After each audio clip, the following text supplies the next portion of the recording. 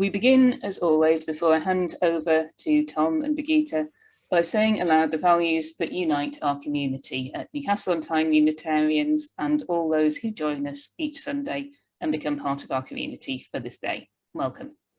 As free thinkers, we don't have a statement of what we all believe, because what we do have is a statement of the values we hold in common as we journey together. We welcome all who seek the meaning of life and who believe that human spirituality is wider than any one tradition and deeper than any one set of opinions. With a respect for our Christian origins, we seek to explore truths from all sources. Our fellowship gives us strength and encouragement in daily living. And I will now hand over to Tom. Welcome, everyone. I have increasingly come to realise that when many people use the word religion, they use it to refer to a system of social and personal conformity and to a set of sanctions of rewards and punishments intended to enforce that conformity. A conformity which is determined by the dominant cultural narrative of a particular time and place and sustained by the pretense that this narrative is funded upon eternal and unchanging truth. When I use the word religion, I use it as a means of challenging social and cultural conformity, of reaching out for ways of living that are more generous, honest, and tolerant, where we are not condemned to compete against each other for pride of possession or pride of possession in a constant pantomime of judging and being judged. I use the word religion to refer to a process of expression and exploration and a place to stand where we can participate in that process. The process of expressing and exploring ideas about life, death, and love, and about good and evil and God. And the name I use for that process is worship. To worship rightly can never be about asserting the spiritual superiority of the believer. It is about asserting a common human heritage of equality, diversity, and dignity.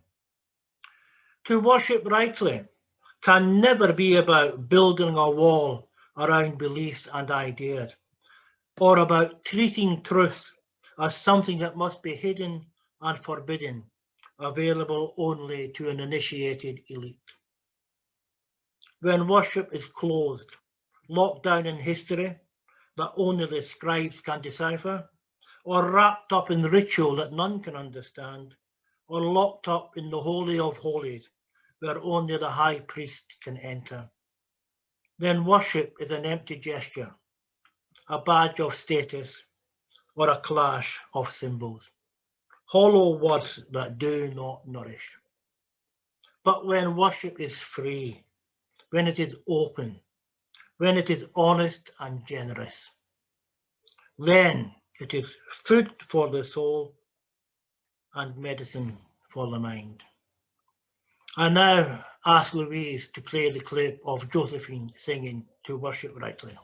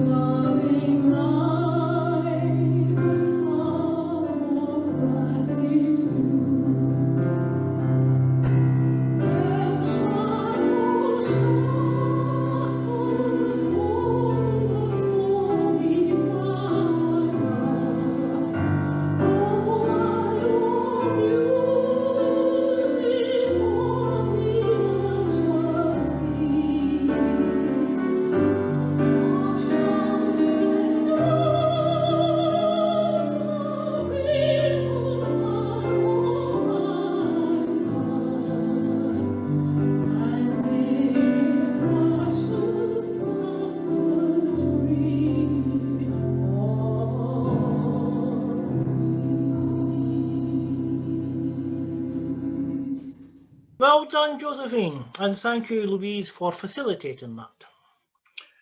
Sophia, Lyons-Fahs, right?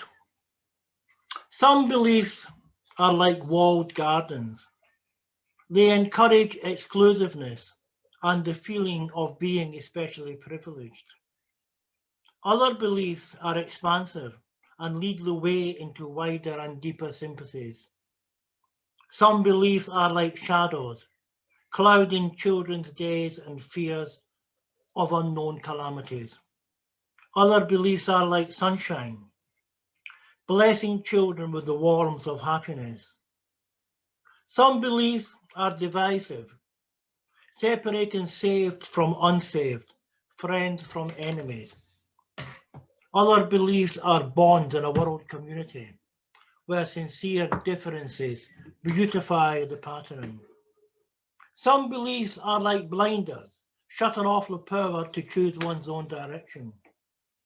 Other beliefs are like gateways, opening wide vistas for exploration. Some beliefs weaken a person's selfhood. They blight the growth of resourcefulness. Other beliefs nurture self-confidence and enrich the feeling of personal worth. Some beliefs are rigid, like the body of death, impotent in a changing world. Other beliefs are pliable, like the young sapling, ever growing with the upward thrust of life. Words by Sophia, Lyons-Fahs. And this is by John Gibb Millspaugh. All too often, we pace the geometries of our walled gardens, believing we are traversing the whole of creation.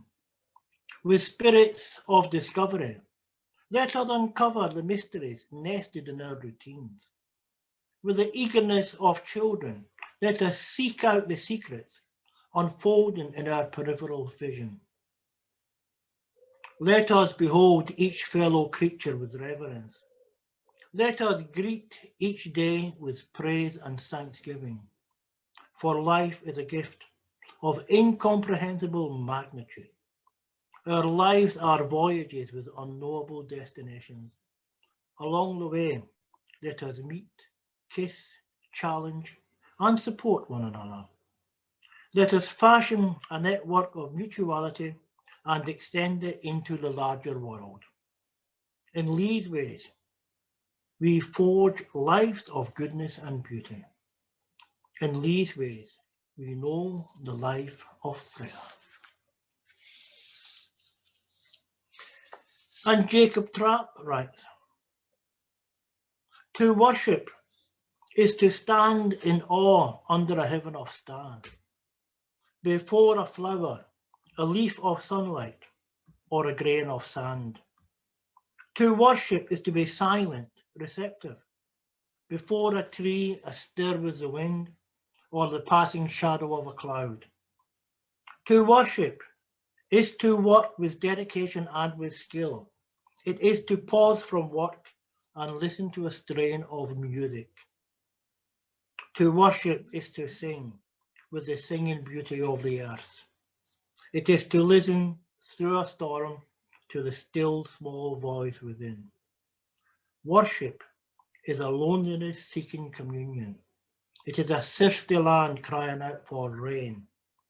Worship is kindred fire within our hearts. It moves through deeds of kindness and through acts of love.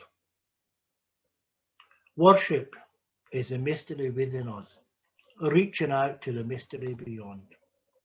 It is an inarticulate silence yearning to speak. It is the window of the moment open to the sky of the eternal. Words by Jacob Trapp. And I'll just pick out one line from that. To worship is to sing with the singing beauty of the earth. And sometimes, in fact, oftentimes, the best way to worship is not to preach or pray, but to sing. Let's have our second hymn, Come Sing a Song With Me.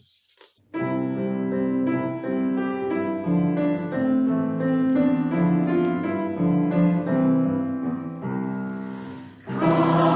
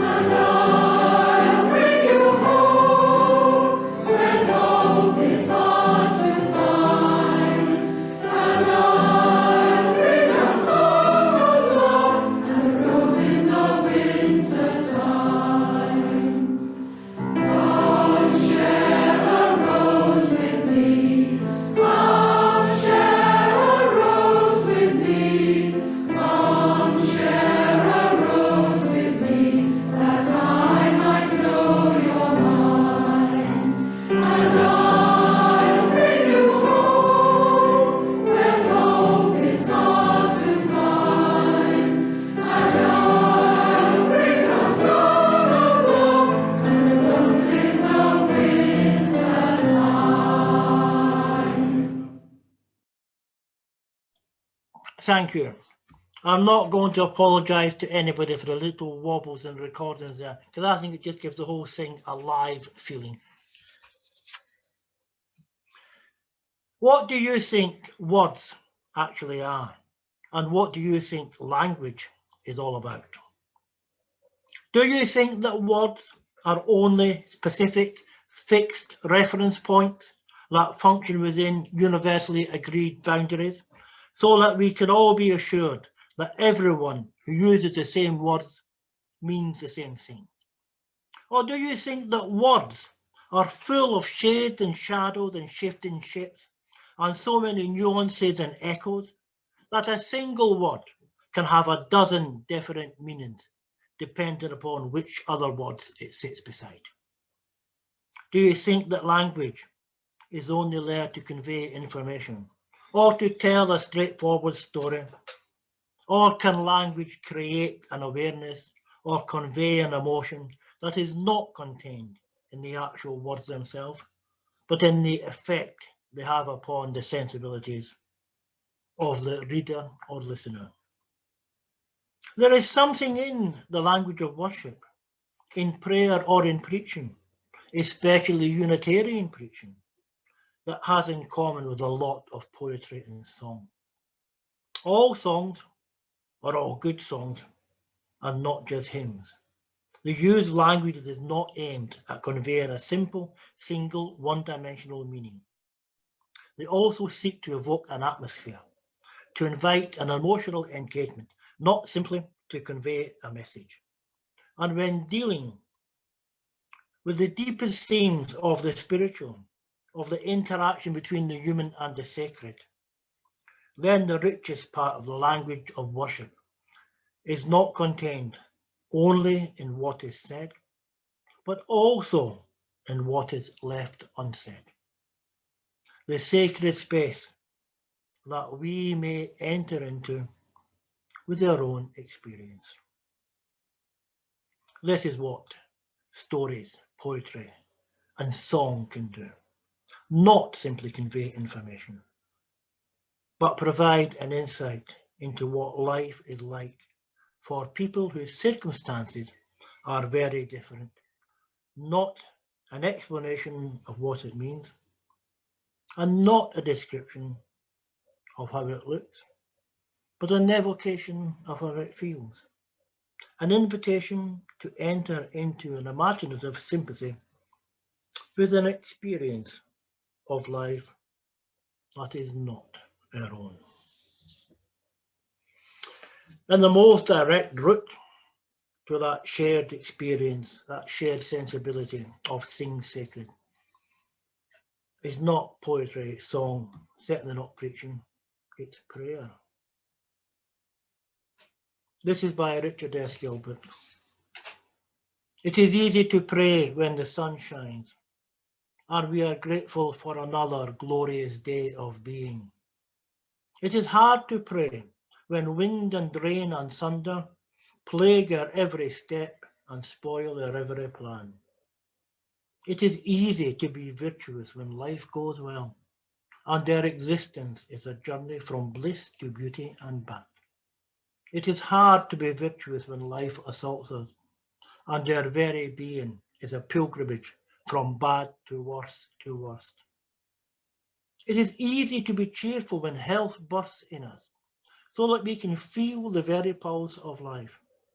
It is hard to be happy when pain and fatigue beset us, and we wonder if we can go on. It is easy to do good when our goodness is rewarded, and we feel the power of pride in accomplishment. It is hard to do good when we suffer for our efforts and are troubled because we have been misunderstood. It is easy to feel religious impulses well up inside us when inspiration lives at our elbow and walks on our path. It is hard to feel religious when we are tired with work to be done and discouragement seems to mark our every move. O God of order and neatness, we give thanks for all that is good. We are grateful for manifold blessings bestowed upon us. O God of chaos and disorder, be with us also when life is messy. Bless our coming in and our going out from this day forth. Amen. And I have something really lovely here. It's by Barbara Merritt, and it's called Love Knows You. And she says, I suspect that meditation and prayer are motivated by the same instinct. In our prayers, we are nestling in with reality, adopting a stance that declares we trust what is out there and what is inside.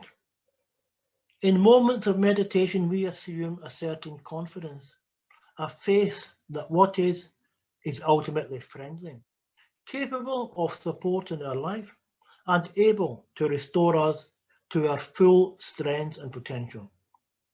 In a posture of receptivity and dependency, we allow for the possibility that a power greater than ourselves will hold us, feed our starving souls, and give us peace. Our best prayers are when we can simply turn our faces in the direction of love.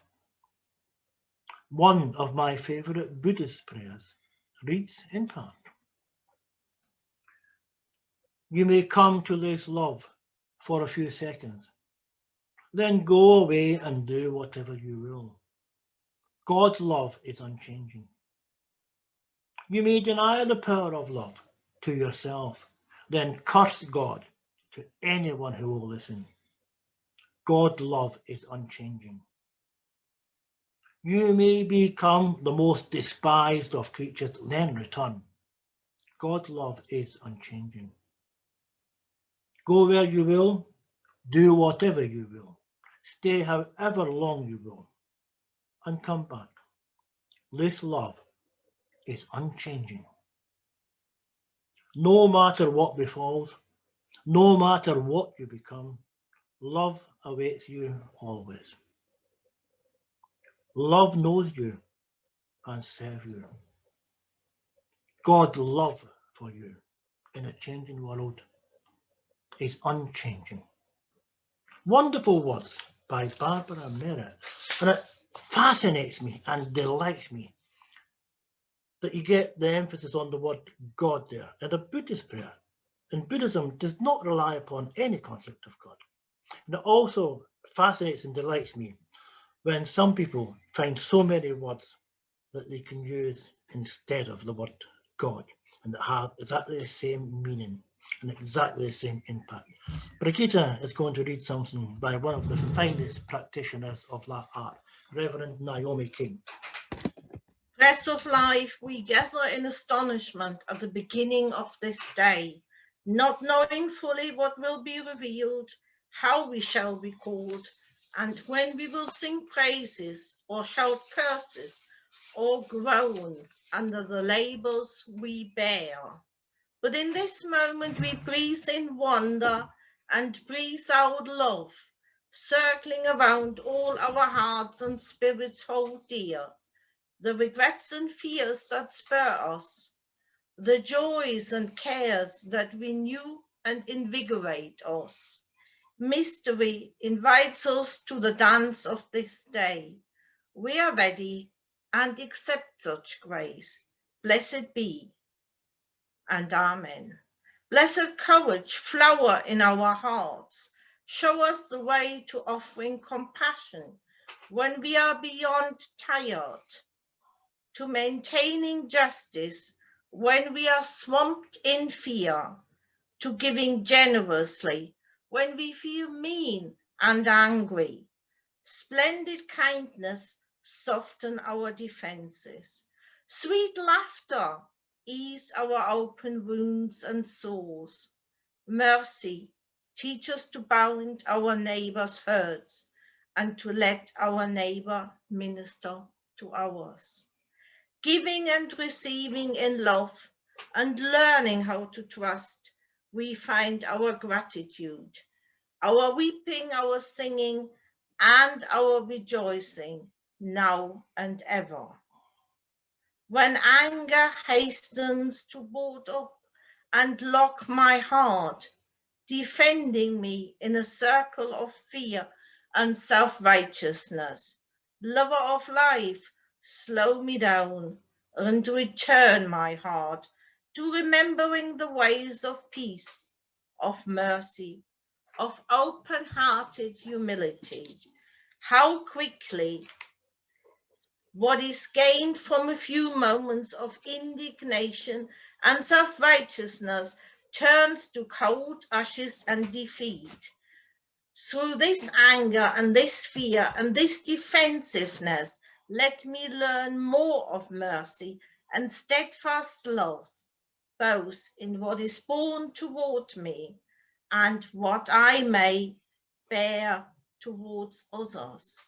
My steadfast love shape my words and my deeds, away from self-righteousness into the path of peace, that are ways of what is good and right.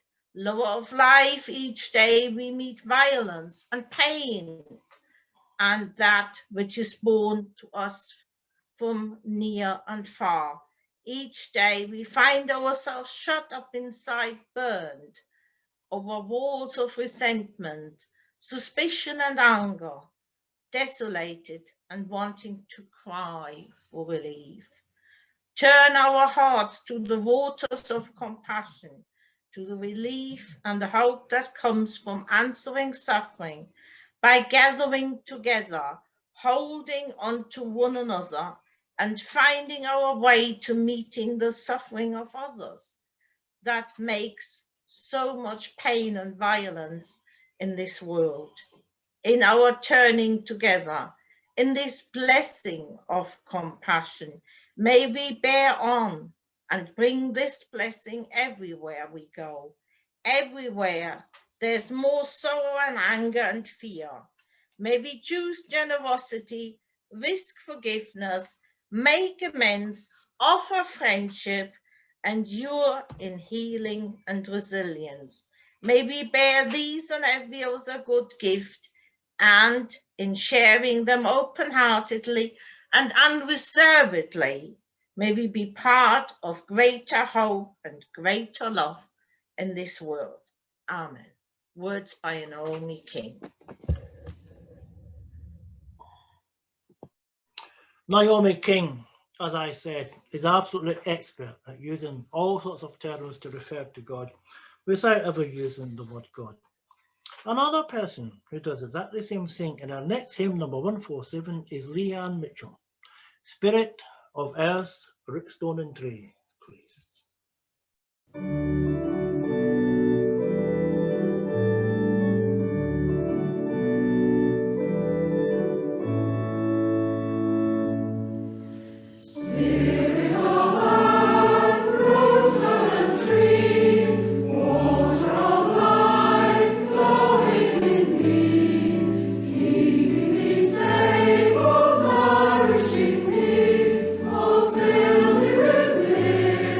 Energy.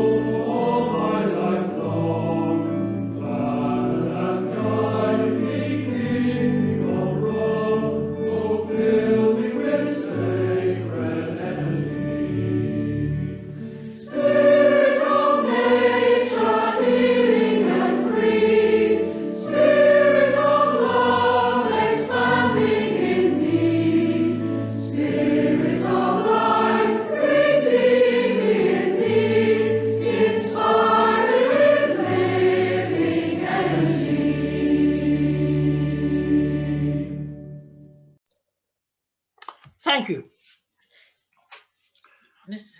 Today is June the 6th, which is the anniversary of the D-Day landings on the 6th of June 1944.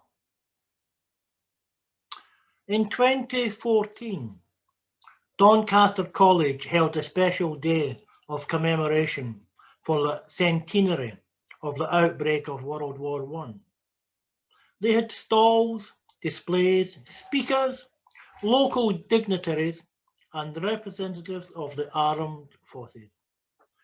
They really made an effort and invited parties of school children from all of the local schools to attend. I was a member of the chaplaincy team then, and I was asked, along with a Quaker colleague, if we could put up a stall commemorating conscientious objectors, which we did. But even with a lot of photographs, we did not have that much material. So I brought along some material and memorabilia from World War II. This mainly consisted of some of Brigitte's dad's letters from the Russian front in the last days of the war, including one which had what looked suspiciously like a blood stain on it, which, as you can imagine, made a very good visual prop. There were a few other things, such as his original army paybook and a copy of his denazification certificate from the American occupation zone of Germany immediately after the war. We had quite a lot of people looking at this material, but there was one young woman who was in charge of a primary school group who returned again and again to look at Brigitte's dad's letters and other memorabilia. Oh, at least half a dozen times, at least, bringing different friends and colleagues with her, and each time saying things like, "Look at this, have you ever seen anything like this before?" And then she asked if she could remove one of the letters from its protective plastic sleeve and actually touch and hold it. And I said, of course. So she unwrapped and unfolded one of the letters and held it, studying it closely. Now, I had no idea if she could read German, especially not Henry's handwriting. But Brigitte had translated two of the letters and typed them out in large print on A4 card for people to read. But this woman really wanted to handle one of the originals. And she was very close to tears while doing so. And I thought, there's a story here. And of course, the story came out. This woman's own father had been a British soldier in World War II, and he had taken part in the D-Day invasions, not in the original invasion, the one that happened on the 6th of June 1944. He was in the second wave, the one that drove the big push inland. And on his second day of action, he was shot by a party of retreating Germans. He was hit in the shoulder, and it would not have been a life-threatening wound, but the impact knocked him over backwards, and he ended up head first in a ditch by the side of the road, slowly drowning in a ditch full of dirty water and sinking. What an undignified way to go. But then a German soldier came running along the road, catching up with the retreat, and he saw this British soldier upside down in a ditch. And he stopped, dragged him out, put him the right way up, and gave him a sip of water from his canteen, then carried on running for his life.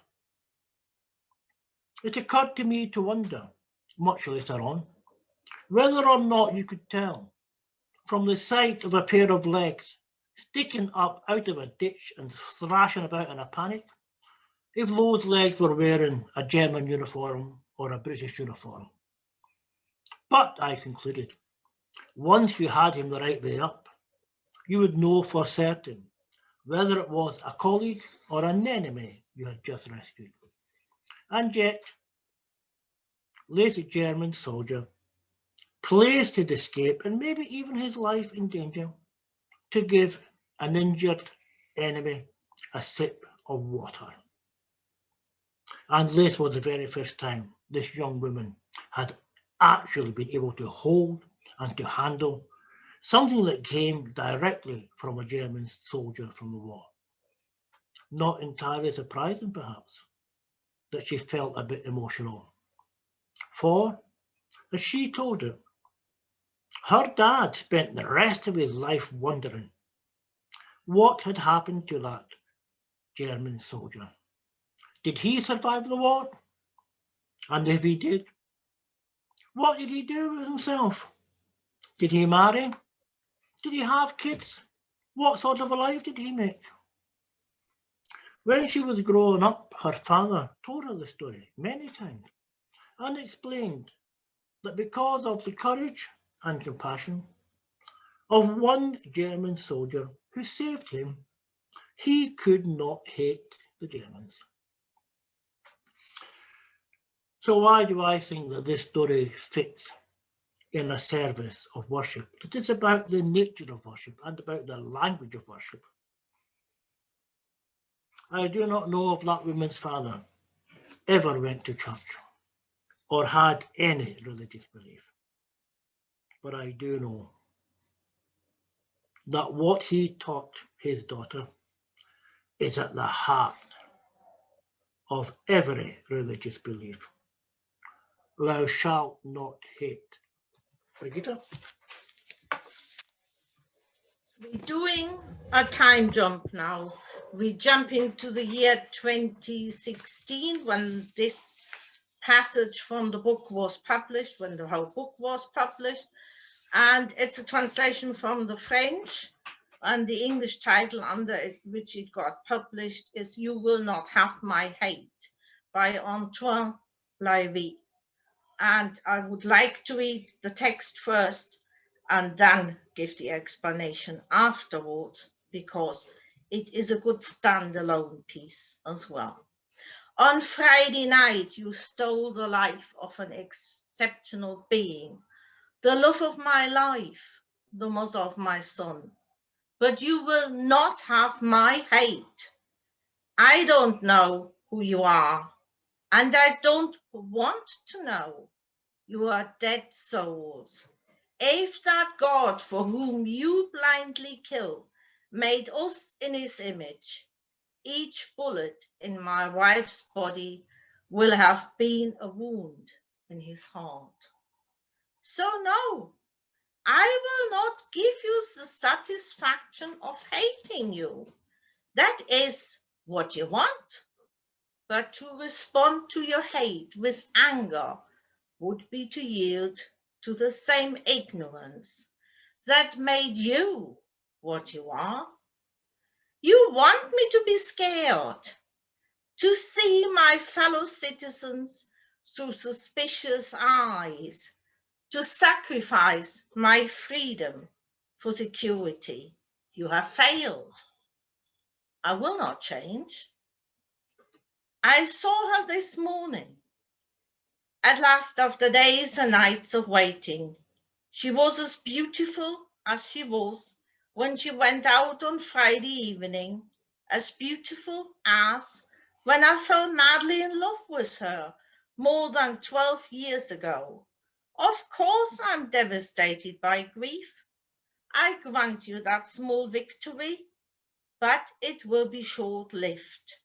I know she will be with us every day, and that we will see each other in the paradise of free souls, to which you will have never access. There are only two of us, my son and myself, but we are stronger than all the armies of the world. Anyway, I don't have any more time to waste on you, as I must go and see Melville, who is just waking up from his nap. He is only 17 months old. He will eat his snack as he does every day, Then we will play as we do every day. And all his life, this little boy will defy you by being happy and free. Because you will not have his hate either. Words by Antoine Leiris. The man was married to a woman called Hélène, and Hélène got killed in 2015 in the November by one of the ISIS attacks on a Paris theater, when she was just really, really badly injured and probably died outright. As it came out in a text I've just read, there was a son to that marriage, 17 months old, Melville, and Melville obviously, is too young to understand what happens and why mummy isn't coming back. And partially the book, You Will Not Have My Hate, has been written as a document for Melville, that he can look at the time shortly after his mother's death and has a record what actually happened later on. It's an extremely moving book. I would say it's compulsory textbook for anybody who works with bereaved people or does do grief work with people and things like that. But it is just wonderful to see that somebody who has obviously some religious people even believe in an afterlife, the paradise of free souls, as he calls it, but doesn't go deeply into actually what this religion and how much of that is part of his daily living, but just, makes this decision and sticks to it. And it transpires, he is devastated. It transpires how at 6s and 7s, he actually is in the book. All the neighbors bring him cooked dishes and only had to rewarm them. And he has these tokens of neighborly empathy and he puts them on the bookshelf. It's not a good place for a casserole. And he doesn't function mightily well in those days immediately after the event. But in all his non-functioning, there is this resolution. No, if I start hating you, then it will destroy me even more. And respect to somebody who can actually pull that off. That sounds so casual, and it's actually meant from the bottom of my heart. Because if we say we're actually more love than hate, how often have we not been challenged on that, i.e. we weren't in his shoes. And our last hymn, appropriately, is Song of Peace, sung by Josephine.